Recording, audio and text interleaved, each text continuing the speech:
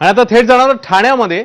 तिकडे आता मोर्चा काढण्यात येतोय. घोडबंदर रोडवर ज्या पद्धतीने वाहतूक कोंडी होत होती, अन्य समस्या आहेत, या अनुषंगाने हा मोर्चा काढण्यात येतोय. अजय माने आपल्या सोबत आहेत, आपले प्रतिनिधी, अधिक अपडेट्स द्यायला. अजय, मनसेकडनं हा मोर्चा काढण्याचा प्रयत्न सुरू आहे, मोर्चा काढला जातोय आणि शिंदेच्या बालेकिल्ल्यामध्ये हा मोर्चाचं आयोजन करण्यात आलंय. काय अपडेट्स आहेत? आपण जर पाहिलं तर मोठ्या प्रमाणात गर्दी जी आहे ती या मोर्चाला पाहायला मिळत आहे.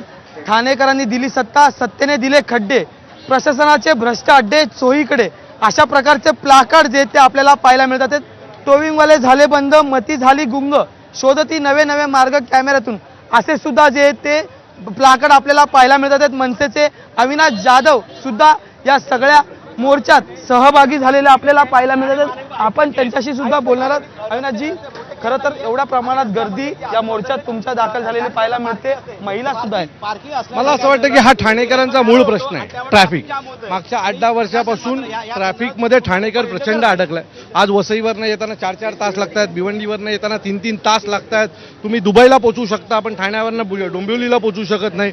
या सगळ्या ट्रॅफिकच्या वेळक्यात आज ठाणेकर प्रचंड हे झालेलं आहे आणि त्याच्यामुळे ही लोकांचा जनाक्रोश आहे. नगरविकास खातं तर ठाण्यातच आहे, मुख्यमंत्री पण होतं, उपमुख्यमंत्री पण होती, सगळी खाती होती आणि तरी जर ही अडचण असेल तर हे दुर्भाग्य आहे ठाणेकरांचं. आम्ही पालिकेच्या निवडणुकीत हा मुद्दा समोर असेल तर आम्ही इलेक्शनसाठी ही कुठलीही गोष्ट करत नाही आहोत.